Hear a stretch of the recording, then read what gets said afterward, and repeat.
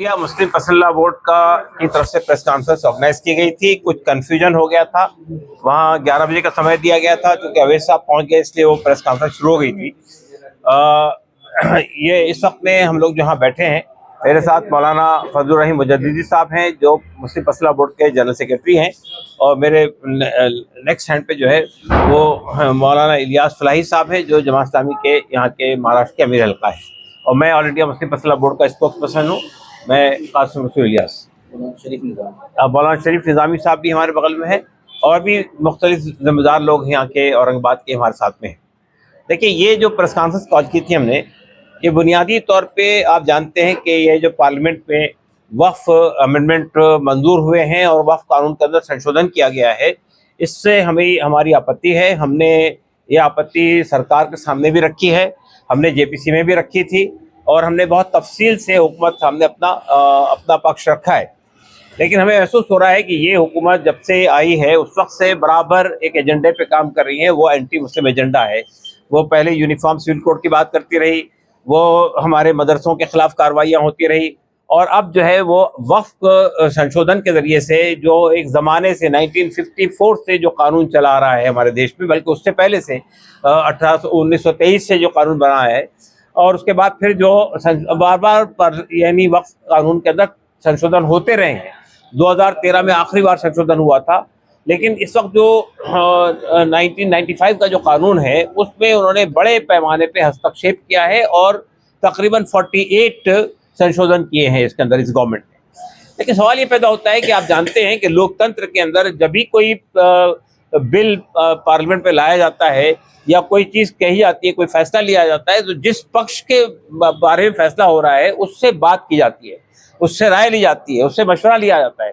2013 में जो संशोधन हुआ था वक्त में, उसमें हमारे साथ कई बार मिनिस्ट्री ऑफ माइनॉरिटी अफेयर्स साथ में मीटिंग हुई, बड़े बड़े राउंड टेबल मीटिंग्स हुई, और उसके बाद वो संशोधन लाए गए थे। ये संशोधन न तो सेंट्रल वक्फ काउंसिल से बात की गई, ना वक्फ बोर्डों से बात की गई, ना मुस्लिम समुदाय से कोई बात की गई, तो ये संशोधन लाए गए। और ये संशोधन जो लाए गए हैं ये सब के सब विवादित संशोधन, मूल अधिकारों के खिलाफ है, उनका हनन हुआ है। आर्टिकल 14 का, 15 का, 25 का, 26 का, 29 का, ये फंडामेंटल राइट्स हैं, इसका हनन हुआ है। हम समझते हैं कि ये एक तो ये बात है। दूसरी बात ये कि ये डिस्क्रिमिनेटरी है, भेदभाव पे मबनी है, इसलिए कि वक्फ कानून में जो प्रोटेक्शन दिए थे सरकार ने, या वक्फ कानून के जरिए से जो प्रोटेक्शन मिले थे वक्फ कानून को, वही सिमिलर प्रोटेक्शन हिंदू एंडाउमेंट को मिले हुए हैं, वही सिमिलर प्रोटेक्शन जो है गुरुद्वारा प्रबंधक कमेटी को मिले हुए हैं, वही सिमिलर प्रोटेक्शन ईसाइयों को मिले हुए हैं। लेकिन वक्फ कानून से वो तमाम चीज़ों को हटा लिया गया। हमारी मेन आपत्ति जो है वो जो बताना चाहते हैं, पूरे 48 जो अमेंडमेंट है, 48 संशोधन है, उन सब पर है। लेकिन जो मेन आपत्ति है वो आप सामने रखना चाहते हैं। पहली बात तो ये कि वक्फ कानून के अंदर एक बड़ा सेक्शन है जो वक्फ बाय यूज़र का है। वक्फ बाय यूज़र का मतलब ये है कि ऐसी प्रॉपर्टी, ऐसी वक्फ की इमलाक जो बरसों से, सदियों से इस्तेमाल हो रही है वक्फ के लिए। जैसा मस्जिद है, वो 400 साल पहले बनी है, 500 साल पहले बनी है, वो मस्जिद के ऐसे इस्तेमाल हो रही है। कब्रिस्तान है, वहाँ मुर्दे दफन हो रहे हैं, ईदगाहें हैं, ये सब चीज़ें हैं हो रही है। तो ये कहा गया है कि उनके पास कागज़ हो या ना हो, वो रजिस्टर्ड हो या ना हो, वो वक्फ बाय यूज़र कैसे थे, वो वक्फ प्रॉपर्टी है। और सुप्रीम कोर्ट का ये फैसला है, once a Waqf always a वक्फ। एक बार जो चीज़ वक्फ हो गई वो हमेशा के लिए वक्फ हो जाती है। दूसरी बात ये कि ये जो भ्रम फैला किया जा रहा है कि वक्फ की प्रॉपर्टी बहुत बढ़ गई है और मिलिट्री से ज़्यादा है और फलां से ज़्यादा है, हम ये बताना चाहते हैं कि वक्फ की प्रॉपर्टी सरकार की प्रॉपर्टी नहीं होती है। ये एक इंडिविजुअल की प्रॉपर्टी होती है। इंडिविजुअल को ये अधिकार है कि वो अपनी प्रॉपर्टी को दान करता है अल्लाह के नाम से, तो ये वक्फ बन जाती है वो प्रॉपर्टी।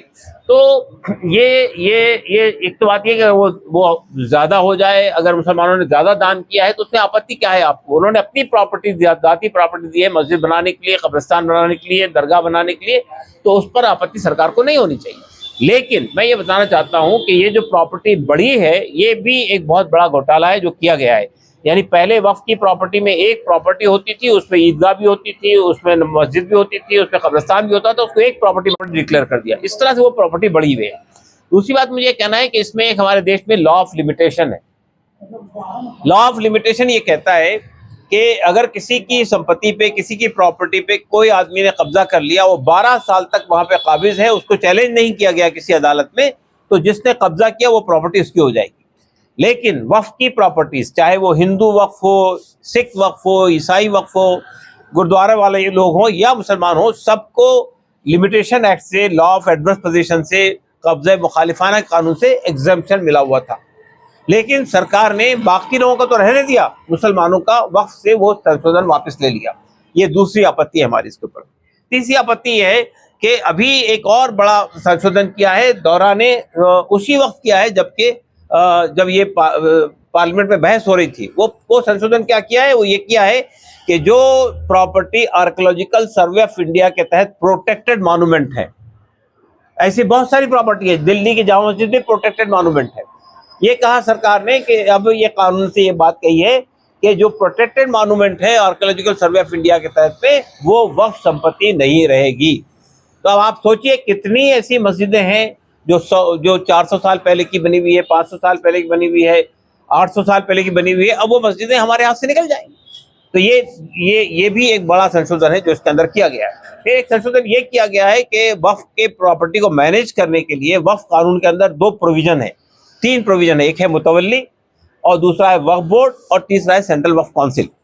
लेकिन इसके अंदर चाहे वो सेंट्रल वक्फ काउंसिल हो चाहे वक्फ बोर्ड हो, उनके अंदर ये शर्त है कि उसका करने वाला, करता धरता, उसके अंदर जो मेंबर होंगे वो सब मुसलमान होंगे। और ये सिर्फ मुसलमानों के साथ में नहीं है, आप गुरुद्वारा प्रबंधक कमेटी में जाइए, उसमें नॉन सिख मेंबर नहीं हो सकता। हिंदू इंडोमेंट में जाइए, उसमें कोई नॉन हिंदू मेंबर नहीं हो सकता है। तो ये बात सही है कि एक धार्मिक काम है, उसके अंदर दूसरा आदमी कैसा होगा। लेकिन सरकार ने अब जो संशोधन लाया है, पहली बात तो ये कहा कि सेंट्रल वक्फ काउंसिल में भी और आपके वक्फ बोर्ड में भी 2 नॉन मुस्लिम कंपल्सरी मेंबर होंगे।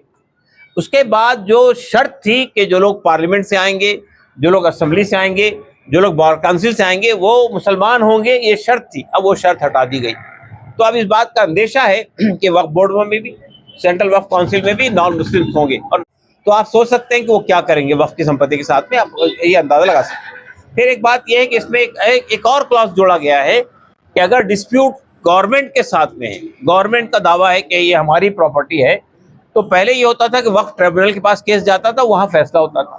लेकिन अब सरकार ने ये किया कि ये फैसला कर दिया कि सरकार एक डेजिग्नेटेड ऑफिसर बनाएगी। पहले तो कलेक्टर को वक्त था, अब ये कहा कि हम डेजिग्नेटेड ऑफिसर अपॉइंट करेंगे, वो फैसला करेगा कि ये संपत्ति वक्फ की है या ये संपत्ति सरकार की है। तो आप सोचिए सरकार का अफसर किसके हक में फैसला करेगा, तो ये भी निकाल दिया गया। तो इसी तरह से वक्फ ट्रिब्यूनल के साथ छेड़छाड़ की गई।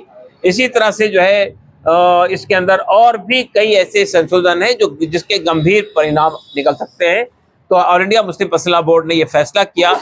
हमने पहले जेपीसी के सामने बात रखी, हमने 211 पेज का एक डॉक्यूमेंट सबमिट किया और हमने बताया कि हमारी आपत्ति क्या है इस कानून के ऊपर, इस संशोधन पे क्या है।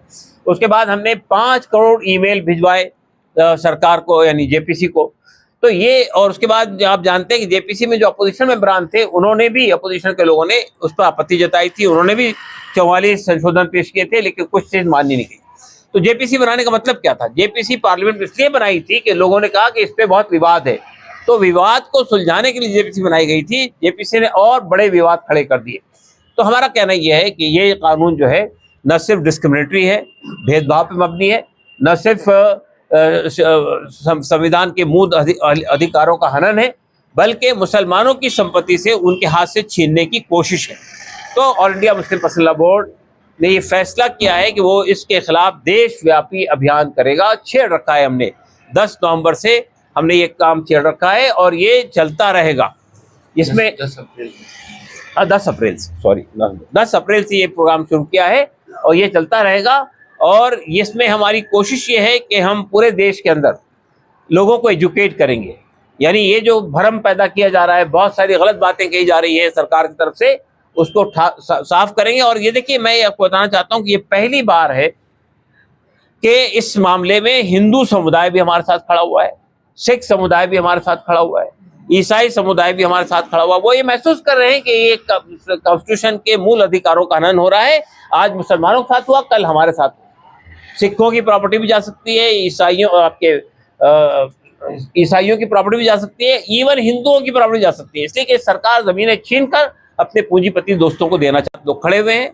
और हमारे साथ भारतीय बहुजन अलायंस के लोग खड़े हुए हैं, आदिवासी हैं, दलित हैं, ओबीसी के लोग हैं। तो ये तहरीक सिर्फ मुसलमानों की तहरीक नहीं है, ये तहरीक इन सब लोगों को साथ लेके चल रही है। तो इसमें हम राउंड टेबल मीटिंग्स कर रहे हैं, इसमें हम इंटरफेथ डायलॉग कर रहे हैं, इसमें हम जो है बड़े बड़े जलसे करते हैं, जैसा कि कल परभनी में हुआ है, इसी तरह के बड़े बड़े जलसे हम कर रहे हैं और विज्ञापन दे रहे हैं। और इसमें हम 30 तारीख को एक बत्ती गुल के नाम से लाइट बंद करने का एक अभियान चला रहे हैं। 9 बजे से रात के 9:15 बजे तक के 15 मिनट के लिए लाइट बंद होगी लोगों के घरों की, ताकि एक सिंबॉलिक मैसेज जाए गवर्नमेंट को कि पूरा देश ये इस कानून को गलत तरीके से देखता है। तो ये इसी सिलसिले में हमारे यहाँ औरंगाबाद में भी प्रोग्राम था आज यहाँ पर, लेकिन यहाँ के एडमिनिस्ट्रेशन ने जो है अभी मना किया है कि अभी आप मत कीजिए, कुछ दिन के बाद कीजिएगा। तो हमारी यहाँ की जो कमेटी है वो इसको फैसला करेगी कि अब आइंदा यहाँ का प्रोग्राम क्या होगा, कब होगा, लेकिन यहाँ प्रोग्राम होगा औरंगाबाद के अंदर। औरंगाबाद एक बहुत ही महत्वपूर्ण शहर है, यहाँ से पूरे देश में मैसेज जाता है, तो यहाँ भी प्रोग्राम होगा, लेकिन उसके लिए ये कमेटी फैसला करेगी और उसके बाद इस प्रोग्राम का हम आइंदा करेंगे। कल परमिशन मिलने के बाद देखिए, परमिशन के लिए यहाँ अप्लाई किया था हम लोगों ने। यहाँ के एडमिनिस्ट्रेशन ने ये कहा कि आप प्रोग्राम करिए शौक से, लेकिन कुछ दिन के बाद करिए। अभी थोड़े से हालात देश के, पुलवामा भी एक इशू, यानी पहलगाम का भी एक इशू है, तो ये ऐसे इश्यूज में कुछ दिन टालिए, मना नहीं किया हमको,